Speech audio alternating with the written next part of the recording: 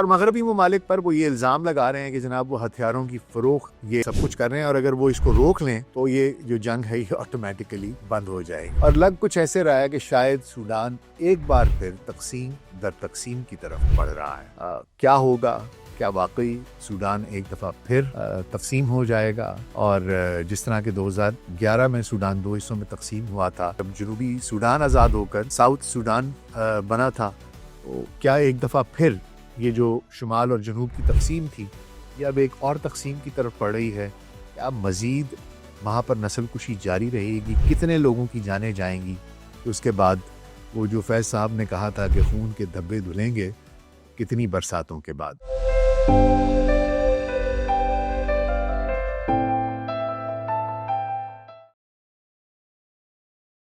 Global such podcast में doctor Nasir भाई के साथ आपकी खिदमत में हाजिर हैं जी। अस्सलाम वालेकुम। अफ्रीका का तीसरा सबसे बड़ा मुल्क सूडान अप्रैल 2023 से जारी जंग का शिकार है और नवंबर 2025 तक ये तनाज़ा एक खौफनाक शक्ल इख्तियार कर चुका है। खास तौर पर अल फाशिर में होने वाले हालिया कत्लेआम ने दुनिया को हिला कर रख दिया है। इसमें आज हम कोशिश करेंगे कि सूडान के बारे में ज़रा गुफ्तगू कर लें, इसका जुग्राफिया, मज़ाहिब क्या क्या हैं, कौन सी ज़ुबानें बोली जाती हैं, तारीख़ पर एक मुख्तसर सी बात कर लेंगे और दो मुखालिफ जर्नैल ये कौन है, अब्दुल फ़तह अल बुरहान और मोहम्मद हमदान दगालू, जिन्हें के हमीती के नाम से पुकारा जाता है। ये कौन लोग हैं, ये तनाज़ा कब से शुरू हुआ है, ये दोस्त थे अब दुश्मन हो गए। इसमें जो मुख्तलिफ लोगों के नाम आ रहे हैं दूसरे ममालिक के, यूएई का, सऊदी अरब का, चीन पर भी कहते हैं कि जी बीच में मदाखलत के इल्ज़ामात लग रहे हैं कि geopolitically they have intervened, they have interfered, इनका भी बीच में हाथ है, दुनिया का एक रद्द अमल है। क्या कहानी है? आइए जनाब आगाज़ करते हैं और देखते हैं कि कहानी है क्या। सूडान की बात करें तो ये बाज़ाब्ता तौर पर रिपब्लिक ऑफ सूडान के नाम से जाना जाता है। शुमाल मशरक़ी अफ्रीका में वाक़ है। ये मुल्क 1.88 मिलियन मुरब्बा किलोमीटर के इलाके पर फैला हुआ है, जो इसे अफ्रीका का तीसरा सबसे बड़ा मुल्क बनाता है। इसके पड़ोसी ममालिक में मिस्र, लिबिया, चाड, वस्ती अफ्रीका, अलावा जनूबी सूडान, इथोपिया, एरिट्रिया ये तमाम शामिल हैं।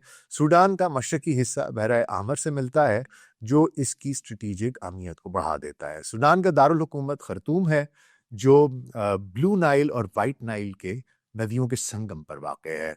ये शहर मुल्क का सियासी और इक़्तिसादी मरकज़ है। सूडान का ज़्यादा हिस्सा वसी मैदानों और सतह मुर्तफ़ा पर मुश्तमिल है, जहाँ नाइल रिवर पानी का एक अहम ज़रिया है।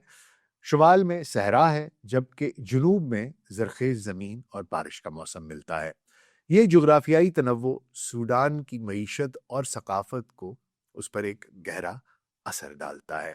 और जनाब अब इस तमाम के तमाम वसाइल जो हैं ये जंग की एक बड़ी वजह भी बन चुके हैं। मज़ाहिब और ज़ुबानों की बात की जाए तो सूडान एक मजहबी और लिसानी तौर पर बहुत ही मुतनव्वे मुल्क है। मुल्क के की जो अक्सरियत है तकरीबन 91 से 97% लोग मुसलमान हैं, ज़्यादातर सुन्नी इस्लाम के पाबंद हैं, लेकिन जुनूबी हिस्सों में ईसाइयत और रवायती अफ्रीकी मज़ाहिब भी पाए जाते हैं। ये मजहबी तनव्वुर अक्सर सियासी तनाज़ात का सबब बनता है, ख़ास तौर पर शुमाल और जुनूब के दरमियान, और दारफुर जैसे इलाकों में नस्ली तकसीम को मज़ीद गहरा करता है।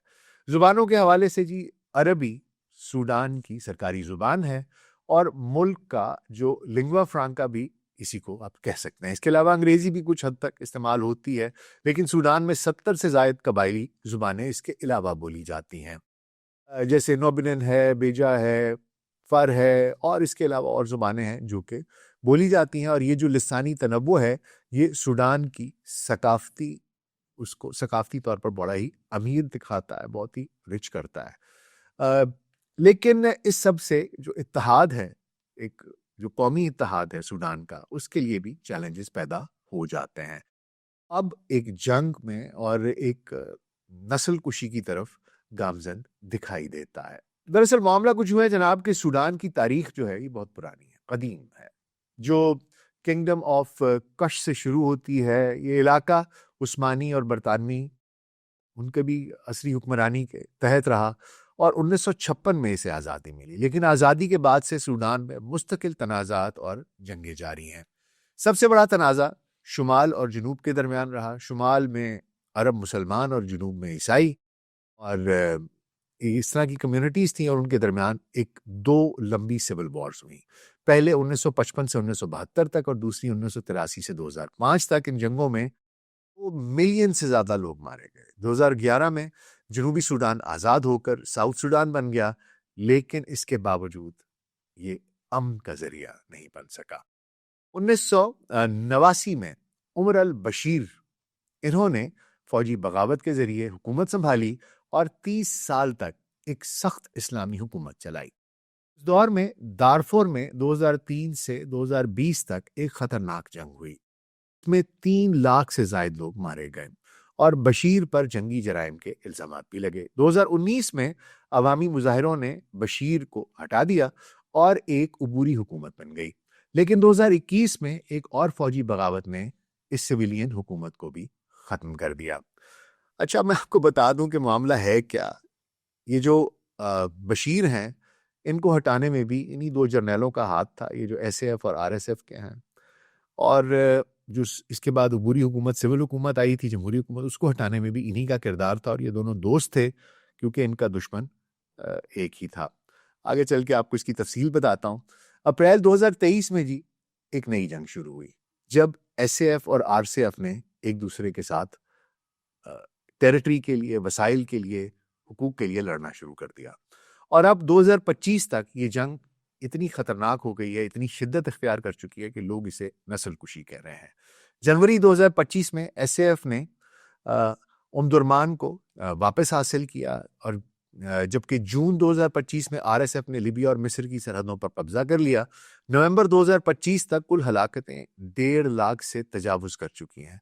और एक इंसानी बहरान, जिसे कि लोग कहते हैं दुनिया का सबसे बड़ा बहरान, ये बन चुका है। ये सब अल्फाशर जैसे हालिया वाकयात का पस मंजर है, जो जंग को नस्ल कुशी की तरफ धकेल रहा है। अब आइए जरा इन 2 जर्नैलों की बात कर लें कि ये कौन हैं, कहाँ से आए हैं, क्या इनका बैकग्राउंड है और इनका मामला क्या है, इनका प्रॉब्लम क्या है। जनाब, इस तरह है कि एक जनरल अब्दुल फताह अल बुरहान है और दूसरे जनरल मोहम्मद हमदान दगालू, जिनको हमिती के नाम से जाना जाता है। ये दोनों एक वक्त में बड़े अच्छे इत्तेहादी थे। जैसा कि मैंने आपको बताया कि उमर बशीर के अंडर ये दोनों काम करते थे और उन्हीं के दोनों बगल बच्चे थे। और फिर उसके बाद इन्होंने कहा कि जनाब, ताकत तो असल हमारे पास है, तो इन्होंने उमर बशीर को फारिग किया और ख़ुद हुकूमत में आ गए। और उसके बाद इनके आपस में जो इख्तियारात हैं उसकी तकसीम के ऊपर कुछ तनाज़ा हुआ और उसके बाद ये एक दूसरे के दुश्मन बन गए। अब्दुल फताह बुरहान जो हैं, पहले उनके बारे में आपको बता दूं, ये 62 साल इनकी उम्र है, एक करियर सोल्जर हैं और सूडानीज आर्म्ड फोर्सेस यानी कि एसएएफ जो है उसके ये सरबराह हैं और डिफेक्टो सूडान के लीडर भी हैं। बुरहान ने अपना करियर दारफुर में शुरू किया, जहां उन्होंने 2003 की सिविल वॉर में बागियों के खिलाफ ऑपरेशंस में हिस्सा लिया। वो उमर अल बशीर के दौर में आर्मी के इंस्पेक्टर जनरल बने और 2019 में बशीर के खिलाफ बगावत में एक अहम किरदार अदा किया। बुरहान को खरतूम की एलीट क्लासेस और रवायती ताकत के ढांचों का ताउन हासिल है। वो मिस्र के मिलिट्री कॉलेज में तरबियत याफ्ता हैं और मिस्र और सऊदी अरब से बहुत करीबी ताल्लुकात रखते हैं। 2025 में इनकी जो कुव्वतें थीं, जो इनकी फोर्सेस हैं, उन्होंने कई इलाकों को वापस हासिल किया, लेकिन अल्फाशिर की शिकस्त ने इनकी पोजीशन को अब कमज़ोर कर दिया है। दूसरी जानब जो मोहम्मद हमदान दगालू हमिती हैं, ये 40 की दिहाई में कहीं हैं, यानी कि इन हिज 40s। ये एक मुख्तलिफ पस मंज़र से हैं। वो दाफुर के अरब रज़िगात जो कबीला है उससे ताल्लुक़ रखते हैं और ये चाड में पैदा हुए। और ये इस तरह के कबाइल हैं जिनको कि लोग कहते नहीं कि ये ज़रा नीची ज़ात के हैं, they are look down upon. इन्होंने बहरहाल जी अपना करियर जो है ये जिंजावीद मिलिशिया थी, उसके लीडर के तौर पर इन्होंने अपना करियर शुरू किया, जो दाफुर में गैर अरब कम्युनिटीज़ के खिलाफ वहशियाना ऑपरेशंस के लिए बदनाम थी। 2013 में जो जिंजावीद थी उसको रैपिड सपोर्ट फोर्सेस आरएसएफ में तब्दील कर दिया गया और हमिती इसके कमांडर बने।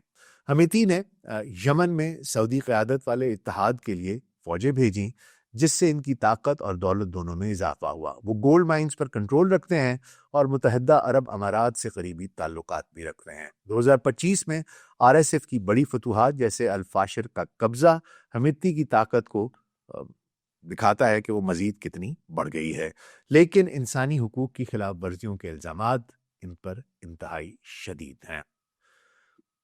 अब इस पे बात कर लेते हैं कि ये जो मैं आपको बता रहा था कि ये इत्तेहादी से दुश्मन कैसे बने, हुआ इस तरीके से जनाब के हमिती 2019 में अ, इन्होंने बशीर के खिलाफ बगावत में साथ दिया बुरहान का, और उसके बाद जब इनको टॉपल कर दिया तो ये दोनों बुरहान हुकूमत में आ गए और ये उनका साथ दे रहे थे, यानी कि जो सूडानीज आर्म फोर्सेस थी और आरएसएफ थी, ये दोनों एक ही पेज पर थे।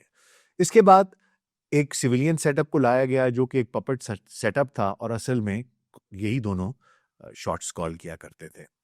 लेकिन उस सिविलियन हुकूमत को भी 2021 में एक साथ इन्होंने फारिग किया और हटा दिया। इसके बाद एक और तनाज़ा 2022 के फ्रेमवर्क पर एक अग्रीमेंट पर शुरू हुआ कि उसके बाद ये हुआ कि चलो हम दोनों डायरेक्ट रूल करते हैं, लेकिन हम दोनों के दरमियान ताकत का तवाजुन क्या होगा, इस पर बात कर लेते हैं। जो बुरहान है वो ये चाहते थे कि जो आरएसएफ है उसको एसएएफ में जम कर दिया जाए और एक सिविलियन हुकूमत बनाने की बात की जाए। बुरहान, क्योंकि मैंने आपको बताया कि वो आरएसएफ को चाहते थे कि मैं अपने कंट्रोल में ले लूं, जबकि हमिती जानते थे कि उनकी सारी की सारी ताकत आरएसएफ वो तोता है जिसमें कि उनकी जान है, उनकी सारी की सारी ताकत आरएसएफ में है। अगर वो आरएसएफ बुरहान के अंडर कमांड कर देते हैं तो वो अपने हाथ काट कर उसे दे देंगे और शायद अपनी जान से भी हाथ धो बैठेंगे। तो इसलिए उन्होंने अपनी ताकत खोने से इनकार कर दिया और ये इख्तलाफ अप्रैल 2023 में इतना बढ़ गया कि एक जंग में बदल गया, जब आरएसएफ ने खुर्तूम में एसएएफ की तंसीबात पर हमला किया और अब ये दोनों एक दूसरे को क्रिमिनल कहते हैं और दोनों अपने आप को सूडान के हक में वो कहते हैं कि जनाब हम एक सूडान के हक में लड़ने वाले हकीकी सिपाही हैं। अब आ जाते हैं जनाब के इस तनाज़े में जो इल्ज़ामात आ रहे हैं कि जनाब ये जंग जो है ये एक प्रॉक्सी वॉर बन चुकी है। बुरहान को मिस्र और सऊदी अरब की हिमायत है और ईरान से ड्रोन्स मिल रहे हैं, हमिती को यूएई से माली और फौजी हिमायत मिलती है और रूस के जो वागनर ग्रुप है उससे भी वो कहते हैं जनाब के उनसे भी मदद मिलती है, रूस से भी मिलती है, इसके अलावा वागनर ग्रुप से मिलती है और यूएई की मदाखलत अब अल-फाशिर कत्ले आम के बाद मजीद तनकीद का निशाना बन रही है, जहां यूएई की हिमायत याफ्ता आरएसएफ पर इल्जामात लगाए जा रहे हैं।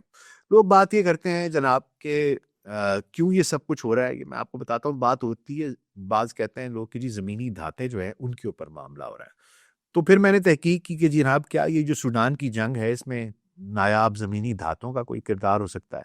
तो मालूम ये हुआ कि जी सूडान के पास सोना है, यूरेनियम है, तांबा है, जैसी मादनियात हैं, लेकिन वो जो जिनको रेयर अर्थ्स कहते हैं उनका ज़ख़ीरा इनके पास नहीं है। लेकिन ये धातें हैं, ये भी कम नायाब नहीं हैं और ये सारी की सारी आरएसएफ के पास हैं और ये दारफोर की गोल्ड माइंस पर कंट्रोल है आरएसएफ का और हमीती का, और इसी से यही इनकी फंडिंग का एक मेजर ज़रिया है वो यही है।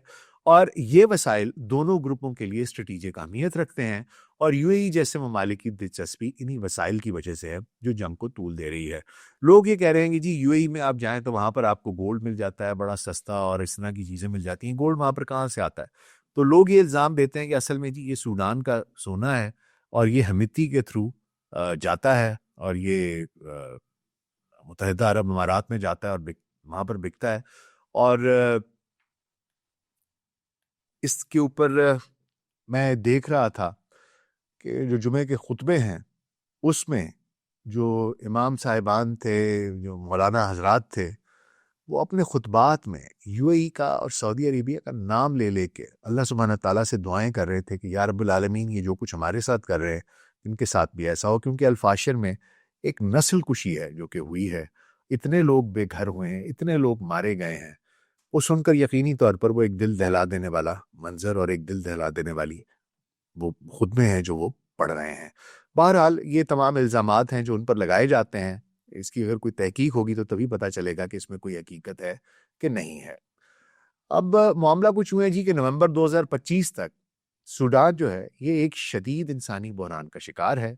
अप्रैल 2023 से शुरू होने वाली इस जंग में जैसा कि मैंने बताया 1.5 लाख से ज़्यादा लोग अभी तक मारे जा चुके हैं और 14 मिलियन लोग जो हैं ये बेघर हैं, जो दुनिया में सबसे बड़ा आप समझ लें कि बेघर होने वालों का बहरान है। और इसमें से 8.6 मिलियन सूडान के अंदर ही बेघर हैं और 3.8 मिलियन पड़ोसी ममालिक में पनाहगुज़ीन हैं। एसएएफ जो है जो बुरहान के कंट्रोल में है, मुल्क के शुमाल और मशरकी हिस्सों में ख़ास तौर पर पोर्ट सूडान और बहरा आमर के साहिल पर काबिज़ है। और जनवरी 2025 में एसएएफ ने उमदुरमान और खर्तूम के कई इलाकों को वापस हासिल किया। दूसरी तरफ आरएसएफ जो हमीती के कंट्रोल में है, उसने दाफुर को, कोर्दोफान और जून 2025 में लिबिया मिस्र की सरहदों पर कब्जा किया और नवंबर 2025 में आरएसएफ ने अल फाशिर पर भी कब्जा कर लिया, जिससे दारफुर के तमाम 5 सूबाई दारुल हुकूमत उनके कंट्रोल में आ गए हैं और सूडान मशरिक मगरब में तकसीम हो गया है। खर्तूम अभी भी जंगी मैदान बना हुआ है। अल-फाशिर कत्लेआम जो है, ये मैंने आपको बताया कि ये हालिया सबसे खौफनाक वाक़या है जो 26 अक्टूबर 2025 को शुरू हुआ, जब आरएसएफ ने 500 दिन के मुहासरे के बाद अल-फाशिर शहर पर कब्जा कर लिया। आरएसएफ ने शहरियों पर घर-घर हमले किए, अस्पतालों पर कब्जे किए और उन्होंने इतना कत्लेआम किया। सऊदी मैटरनिटी हॉस्पिटल था, उस पर 28 अक्टूबर को हमला हुआ, जहाँ 460 लोग मारे गए। ये अस्पताल एक इंसानी कत्लगाह में तब्दील हो गया। इसकी वीडियोस में अगर आप देखें तो वो इतनी दिलखराश हैं, जिसमें कि आपको लाशें ही लाशें उनके ढेर दिखाई देते हैं। कुल हलाकतें कहा जा रहा है 2000 से 2500 तक पहुंच चुकी हैं और 60,000 से ज़्यादा लोग जो हैं वो शहर छोड़कर जा चुके हैं। ये एक यकीनी तौर पर ऐसा दिखाई देता है जैसे कि एक नस्ल कुशी हो, एक जेनोसाइड हो। ख़ास तौर पर गैर अरब कम्युनिटीज़ को निशाना बनाया गया है, लेकिन मुसलमानों को किसी को नहीं छोड़ा गया वहाँ पर। इंसानी हकूक़ के हालात अबतर हैं। दोनों तरफ से जंगी जराइम की रिपोर्ट्स हैं, जिनमें शहरियों पर हमले हो रहे हैं, जिनसी तशद्दुद हो रहा है, नस्ल कुशी की जा रही है। और दारफुर में आरएसएफ पर गैर अरब कम्युनिटीज़ के ख़िलाफ़ नस्ल कुशी के इल्ज़ामात भी लग रहे हैं। हस्पताल, सेहत की सहूलियात तबाह हो चुकी हैं और 25.6 मिलियन लोग ग़िज़ाई किल्लत का सामना कर रहे हैं, कहत का सामना कर रहे हैं, अदम तहफ़्फ़ुज़ का शिकार हैं। ज़मज़म कैंप में कहत की सरकारी तौर पर तस्दीक कर दी जा चुकी है। अल-फाशिर ने इस बहरान को कहा है कि जनाब ये तबाही का आखिरी गढ़ा साबित हो सकता है। सूडान की इस जंग में अब सिर्फ दाखिली ही नहीं, बल्कि जैसा मैंने आपको बताया था कि एक आलमी जियोपॉलिटिकल खेल का भी ये हिस्सा बनता जा रहा है। यूएई और चीन पर उंगलियां उठ रही हैं, जो आरएसएफ की हिमायत करती है, और अल-फाशिर जैसे कत्लेआम को वो कहते हैं जनाब, उनके ऊपर इल्ज़ाम लगाया जा रहा है कि ये आपकी वजह से हो रहा है। यूएई जो है, जैसा कि मैंने आपको बताया कि वो कहा यह जाता है कि जनाब ये गोल्ड लेते हैं और उसके बाद उसी पैसे से हथियार मिलते हैं, माली मदद होती है। फिर कहा यह जाता है कि जनाब ड्रोन्स भी इनको फराहम किए जाते हैं, और अबू धाबी जो है वो इसका इनकार करता है। दुबई कहता है जनाब हमारा इससे कोई ताल्लुक नहीं है, हमें मुफ्त में इसमें घसीटा जा रहा है। अमरीकी इंटेलिजेंस और अक़वाम मुत्तहिदा की रिपोर्ट्स जो हैं वो इस चीज़ का इसके बारे में तहकीकात की हैं उन्होंने, और वो कहते हैं कि जनाब यूएई जो है वो शायद इसमें उनका एक ताल्लुक ज़रूर हमीती के साथ दिखाई देता है। बहरहाल क्योंकि उनको पैसे चाहिए, उन्हें ज़मीनी कानकुनी करनी है, इसमें और बहुत से कानकुनी करनी है और बहुत से मामलात करने हैं, तो ये ऐसा मामला है जो कि उनकी तरफ उँगलियाँ उठती हैं। चीन के ऊपर बात की जाती है तो चीन बराह रास्त इसमें मुलव्वस बिल्कुल भी नहीं है, क्योंकि ना उनका कोई इनसे ऐसा कोई ताल्लुक दिखाता है। ज़ाहिरी बात है, क्योंकि चीन के अफ्रीका के अंदर they do have an ingress and they do have that hold. वहाँ पर उनके जो ज़खायर हैं उनके ऊपर उनका वो ज़रूर है, लेकिन इसके अंदर उनकी कोई डायरेक्ट मुदाखलत ऐसी दिखाई नहीं देती। असरात अगर इन तमाम चीज़ों के देखे जाएँ तो ये जो बातें की जा रही हैं मदाखलत की, और ये जो जंग हो रही है, ये तूल पकड़ रही है इस वजह से कि कहीं ना कहीं से तो फंड्स आ रहे हैं, सपोर्ट आ रही है, और जो इलाकाई अदम इस्तेहकाम है वो भी बढ़ता जा रहा है। जैसे चाड, इथोपिया, एरिट्रिया पर भी दबाव बढ़ रहा है।